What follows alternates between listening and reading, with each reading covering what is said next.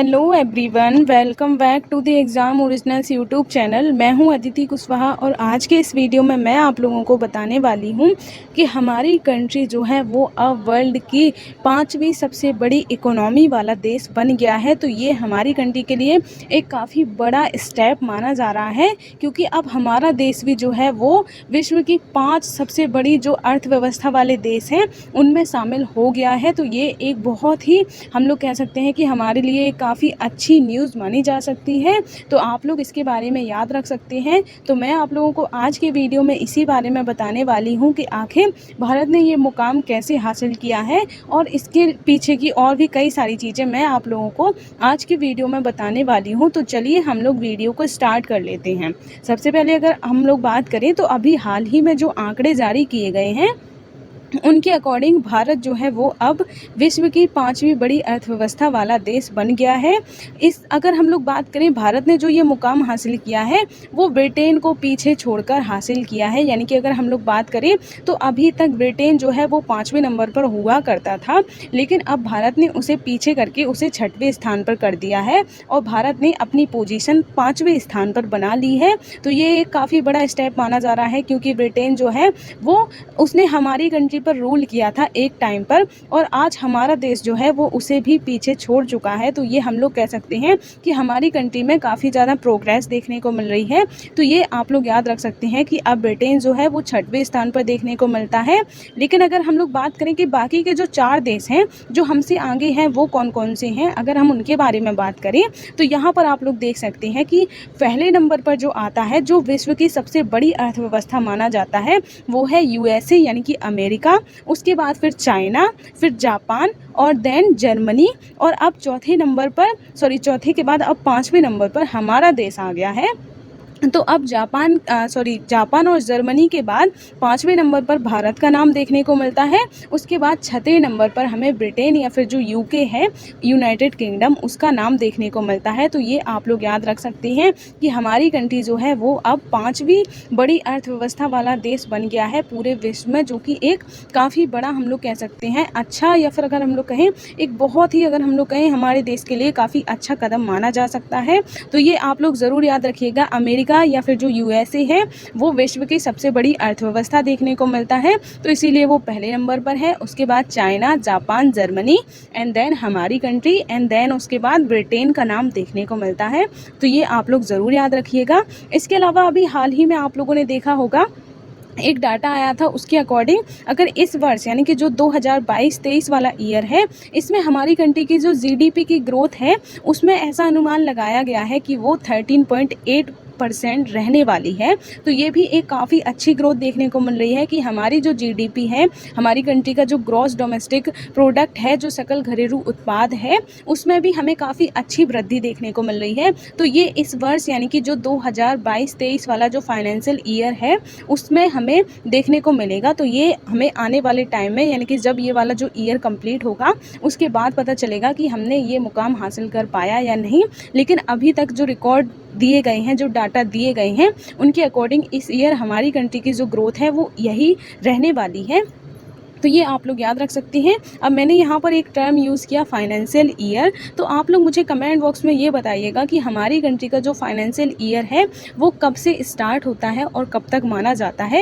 यानी कि एक जो हम लोग जो न्यू ईयर सेलिब्रेट करते हैं वो 1 जनवरी को सेलिब्रेट करते हैं, लेकिन जो फाइनेंशियल ईयर होता है वो कब से स्टार्ट होता है और कब तक रहता है, ये आप लोग मुझे कमेंट बॉक्स में ज़रूर बताइएगा। अब हम लोग आगे बात कर लेते हैं IMF के अकॉर्डिंग। IMF ने इस बारे में क्या कहा है। तो IMF यानी कि इंटरनेशनल मॉनेटरी फंड, जिसे हिंदी में अंतर्राष्ट्रीय मुद्रा कोष भी कहते हैं, उसने ऐसा अनुमान जताया है कि एक दशक पहले भारत जो है वो बड़ी अर्थव्यवस्थाओं के मामले में 11वें स्थान पर था, जबकि ब्रिटेन जो है वो 5वें स्थान पर था। तो ये आप लोग देख सकते हैं, एक दशक पहले की ही बात कर रहे हैं।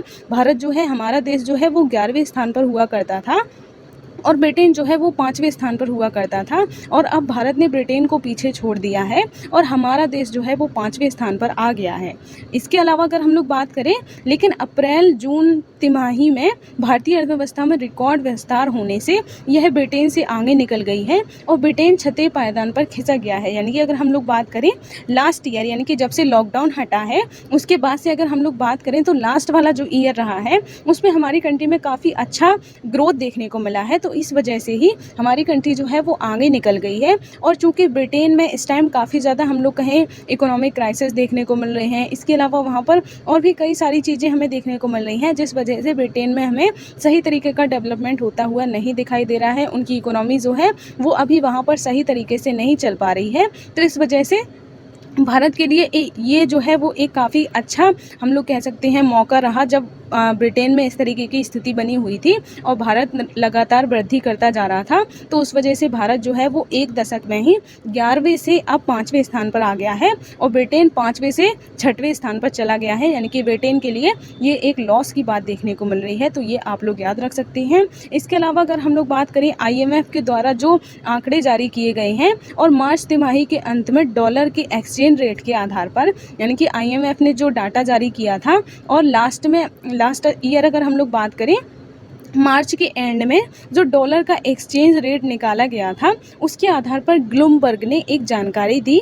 ब्लूमबर्ग एक रिपोर्ट होती है, एक डाटा का जो भी हम लोग कहें एनालिसिस की एक रिपोर्ट जारी करता है। तो उसके अकॉर्डिंग अगर हम लोग बात करें, नॉमिनल कैश जो होता है वो भारतीय अर्थव्यवस्था का साइज 854.7 अरब डॉलर था और इसी अवधि में इसी आधार पर अगर हम लोग बात करें यूके के जो अर्थव्यवस्था का आकार था वो 816 अरब डॉलर माना गया था इस आंकड़ों के अकॉर्डिंग। तो इसी वजह से हम लोग कहें हमारी कंट्री का जो अर्थव्यवस्था का साइज है वो ज़्यादा देखने को मिला और ब्रिटेन का जो है वो हमें कम देखने को मिला। तो इसी वजह से हमारी कंट्री जो है वो बड़ी अर्थव्यवस्था बन गई है ब्रिटेन से भी ज़्यादा। तो ये आप लोग देख सकते हैं। और ये लास्ट जो अभी मार्च आया था उसके उस टाइम पे जो डॉलर का एक्सचेंज रेट जारी किया गया था उसके आधार पर ब्लूमबर्ग ने ये रिपोर्ट जारी की थी। तो उसी में ये डाटा दिया गया था कि हमारी कंट्री की जो इकोनॉमी है उसका साइज़ हमें इतना देखने को मिल रहा है और ब्रिटेन का हमें इतना देखने को मिल रहा है। तो इस वजह से ब्रिटेन हमारी कंट्री से पीछे चला गया है इकोनॉमी के मामले में। तो ये आप लोग याद रख सकते हैं। इसके अलावा अगर हम लोग बात करें, भारत के लिए ग्रोथ अनुमान 7% रखा गया है। यानी कि अगर हम लोग बात करें इस ईयर या फिर आने वाले सालों के लिए भी इन्होंने भारत के लिए ग्रोथ रेट रखा है कि भारत जो है उसकी जो अर्थव्यवस्था है वो 7% की वृद्धि से लगातार ग्रोथ करता रहेगा। तो इस तरीके से अगर हम लोग बात करें, हमारी कंट्री जो है वो अभी और भी ज़्यादा ग्रोथ करने वाली है। तो देखते हैं कि उसमें और सुधार आने की संभावना है क्या, कि या फिर अगर हम लोग बात करें अभी हमारी कंट्री ने 5वां स्थान प्राप्त किया है तो क्या आने वाले टाइम में हम लोग और भी आगे स्थान प्राप्त कर पाएंगे, ये हमें आने वाले टाइम में पता चलेगा। लेकिन अभी तक के डाटा के अकॉर्डिंग यही अनुमान लगाया जा रहा है कि आने वाले सालों के लिए भारत की जो इकोनॉमी की ग्रोथ रेट है वो 7% बताई गई है। इसके अलावा अगर हम लोग बात करें 7% जो भारत की ग्रोथ रेट बताई गई है वो दुनिया में सभी प्रमुख अर्थव्यवस्थाओं में सबसे तेज़ है। यानी कि जितनी भी जो इकोनॉमीज़ हैं वो जितनी ज़्यादा हम लोग कहें जल्दी जो ग्रोथ करती हैं उनमें अगर हम लोग बात करें तो ये एक काफ़ी ज़्यादा हम लोग कहें सबसे तेज़ ग्रोथ बताई जा रही है। तो ये भी हमारी कंट्री के लिए काफ़ी हम लोग कहें अच्छा अवसर देखने को मिल रहा है। इसके अलावा अगर हम लोग बात करें, यूके की अर्थव्यवस्था में सुस्ती की संभावना जताई जा रही है। यानी कि यूके या फिर जो ब्रिटेन है वहाँ की इकोनॉमी जो है वो ऐसी ही चल रही है, वहाँ सुस्ती देखने को मिल रही है। मतलब हम लोग कहें उनमें कोई ज़्यादा वृद्धि की संभावना नहीं लगाई जा रही है क्योंकि वहाँ पर अभी हमें कई सारे इकोनॉमिक क्राइसिस देखने को मिल रहे हैं। तो ये एक हम लोग कहें भारत के लिए ये एक सुनहरा अवसर हो सकता है। इसके अलावा अगर हम लोग बात करें, भारत का GDP ने बीते 10 साल में 10 गुना वृद्धि दर्ज कर ली है। यानी कि अगर हम लोग बात करें पिछले 2 दशक में, 20 साल मतलब 2 दशक, क्योंकि एक दशक जो होता है वो 10 ईयर्स का होता है, तो 20 ईयर्स मतलब 2 दशक में अगर हम लोग बात करें तो भारत की जो GDP है वो 10 गुना बढ़ गई है। तो ये भी आप लोग याद रख सकते हैं। तो ये था पूरा डाटा जो भी इसमें दिया गया था। तो आप लोग मेन बात ये याद रखिएगा कि हमारी कंट्री जो है वो अब भारत, अगर हम लोग बात करें, विश्व की 5वीं बड़ी अर्थव्यवस्था वाला देश बन गया है। बाकी के थोड़े बहुत डाटा आप लोग याद रख सकते हैं, जैसे ये वाला डाटा इंपॉर्टेंट है कि जो भारत की अर्थव्यवस्था का साइज क्या है और ब्रिटेन की अर्थव्यवस्था का साइज क्या है। और ये आप लोग याद रखिएगा कि कौन सी कंट्री हमारी कंट्री से आगे है, यानी कि पहले 4 अर्थव्यवस्था वाले देश कौन से हैं, इनके नाम भी आप लोग याद रख लीजिएगा। तो बाकी ये थोड़ा बहुत डाटा आप लोग याद रख सकते हैं। इसके अलावा हम लोग थोड़ी सी और अगर बात करें, कोटक महिंद्रा बैंक के जो मुख्य अधिकारी हैं जिनका नाम उदय कोटक है, इन्होंने इस बारे में क्या कहा है। तो इनका ऐसा कहना है कि दुनिया की 5वीं बड़ी अर्थव्यवस्था के रूप में अपने औपनिवेशिक शासन ब्रिटेन को पीछे छोड़ना भारत के लिए एक गर्व की बात है। तो ये भी आप देख सकते हैं, इस बारे में कई सारे लोगों ने और भी कई तरीके के ट्वीट किए हैं। तो इनका जो ट्वीट है वो आप लोग यहाँ पर बस ऐसे ही जानकारी के लिए याद रख सकते हैं कि कोटक महिंद्रा बैंक के जो मुख्य कार्यकारी अधिकारी हैं उन्होंने भी ये ट्वीट करके कहा है कि भारत के लिए ये एक काफ़ी गर्व की बात है, क्योंकि जो ब्रिटेन है वो उसने एक टाइम हमारे ऊपर शासन किया था और आज भारत जो है वो उसे पीछे छोड़कर 5वीं बड़ी अर्थव्यवस्था वाला देश बन गया है। लेकिन अगर हम लोग जनसंख्या के लिहाज से बात करें तो भारत की जो टोटल जनसंख्या है वो 1.4 अरब आबादी की तुलना में ब्रिटेन की जो जनसंख्या है वो 6.8 करोड़ है। तो इस अकॉर्डिंग अगर हम लोग बात करें, भारत की भले ही इकोनॉमी कितना भी ज़्यादा ग्रो कर रही हो, लेकिन हमारी कंट्री में जनसंख्या ज़्यादा होने की वजह से जीडीपी जो है वो, प्रति व्यक्ति जीडीपी अगर हम लोग बात करें तो वो 2,500 डॉलर की तुलना में ब्रिटेन में हमें 47,000 डॉलर देखने को मिलती है। यानी कि अगर हम लोग बात करें तो हमारी कंट्री में जो हमें पर कैपिटा इनकम या फिर जो प्रति व्यक्ति जीडीपी है वो हमें पर पर्सन की 2,500 देखने को मिलती है, जबकि ब्रिटेन में जनसंख्या कम होने की वजह से वहाँ हमें 47,000 देखने को मिलती है। तो इस वजह से हम लोग कहें, हमारी कंट्री में भले ही इकोनॉमी कितना भी ग्रो कर रही हो, लेकिन फिर भी जनसंख्या ज़्यादा होने की वजह से गरीबी ज़्यादा देखने को मिलती है, क्योंकि प्रति व्यक्ति आय जो है वो काफ़ी कम देखने को मिलती है, क्योंकि जनसंख्या बहुत ज़्यादा है तो सारे लोगों को उतना फ़ायदा नहीं मिल पाता है। इसी वजह से हमारे देश में गरीबी ज़्यादा देखने को मिलती है, जबकि ब्रिटेन में भले ही उनकी इकोनॉमी अभी पीछे चली गई हो, उनमें ज़्यादा ग्रोथ नहीं हो रहा हो, लेकिन फिर भी हमें वहाँ के लोग अमीर देखने को मिलेंगे, क्योंकि उनकी जो पर कैपिटा इनकम है, प्रति व्यक्ति आय है, वो 47,000 देखने को मिलती है। तो ये आप लोग कंपेयर कर सकते हैं कि भले ही हमारी कंट्री की जो इकोनॉमी है वो ग्रो कर रही है, लेकिन फिर भी हमारे देश में अभी भी गरीबी देखने को मिली है। इस वजह से आप लोग याद रख सकते हैं। तो ये था एक प्रमुख डाटा जो आप लोग याद रख सकते हैं, और इनका ट्वीट भी ज़रूर याद रखिएगा। तो ये हम लोगों ने प्रमुख बातें की। अब हम लोग आगे बात कर लेते हैं कि इससे भारत को क्या फ़ायदे होंगे, यानी कि जो हमारी अर्थव्यवस्था जो है वो 5वीं बड़ी अर्थव्यवस्था बन गई है, तो इससे क्या क्या फ़ायदे हो सकते हैं।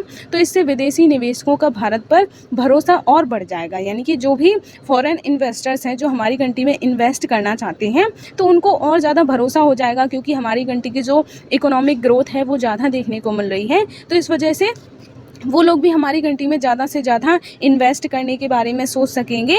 तो ये एक काफ़ी बड़ा कदम होगा। इसके अलावा अगर हम लोग बात करें, निवेश बढ़ने से लोगों के लिए नए मौके और रोजगार के अवसर भी बढ़ेंगे, यानी कि जब जो विदेशी कंपनियां हैं वो हमारी कंट्री में आकर इन्वेस्ट करेंगी, नई कंपनियां खोलेंगी, नए नए तरीके के अगर वो लोग कोई काम करेंगी, तो उससे हमारे देश के जो भी लोग हैं उनको रोज़गार भी मिलेगा और इसी तरीके से उनको काफ़ी ज़्यादा फ़ायदे भी होंगे। तो इसके अलावा अगर हम लोग बात करें, इसका प्रभाव आम लोगों की ज़िंदगी पर भी बढ़ेगा, क्योंकि जब ज़्यादा से ज़्यादा अगर हम लोग कहें रोज़गार के अवसर बढ़ेंगे तो हमारे देश में जो बेरोज़गारी है उसमें भी कमी आती हुई नज़र आएगी। तो ये भी एक हम लोग कहें भारत के लिए कई सारे फ़ायदे हो सकते हैं। तो ये आप लोग याद रख सकते हैं। तो वीडियो को हम लोग यहीं तक रखते हैं। वीडियो कैसा लगा ये कमेंट बॉक्स में ज़रूर बताइएगा। कोई भी कन्फ्यूज़न या कोई भी डाउट हो तो वो भी आप लोग मुझसे कमेंट में पूछ सकते हैं।